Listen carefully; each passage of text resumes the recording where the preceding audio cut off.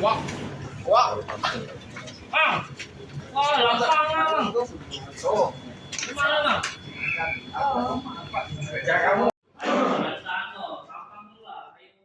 Inilah HR, pria berusia 60 tahun, warga Kecamatan Batanghari Leko, Muba, diamankan polisi karena sudah tega melarikan dan menyetubuhi anak di bawah umur, merupakan keponakannya sendiri.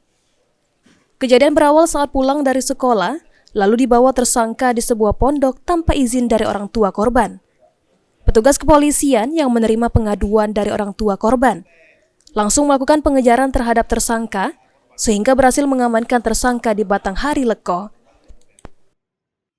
Jadi kronologisnya ini korban yang berusia masih 13 tahun pada hari Kamis itu tanggal 28 Maret 2024 itu setelah mengikuti kegiatan di sekolah, pada waktu sore hari anak tersebut korban orang tuanya tidak pulang ke rumah. Jadi disitulah kecurigaan orang tuanya, kenapa tidak pulang ke rumah.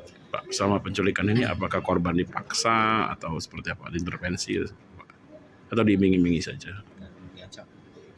Yang jelas dalam perkara ini ada indikasi dipaksa dan diiming-imingi sesuatu, sehingga kalau kita lihat dari anaknya, dari hasil psikologinya, sepertinya anak tersebut ada sedikit depresi lah yang kuat. Sementara itu, menurut pengakuan tersangka hilap telah menyetubuhi korban dikarenakan tersangka tertarik kepada korban setiap korban meminta uang terhadap tersangka. Alasan kakak? Dia senang dengan aku.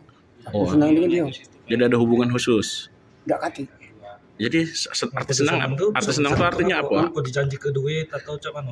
Dia kan ini minta duit terus dengan aku.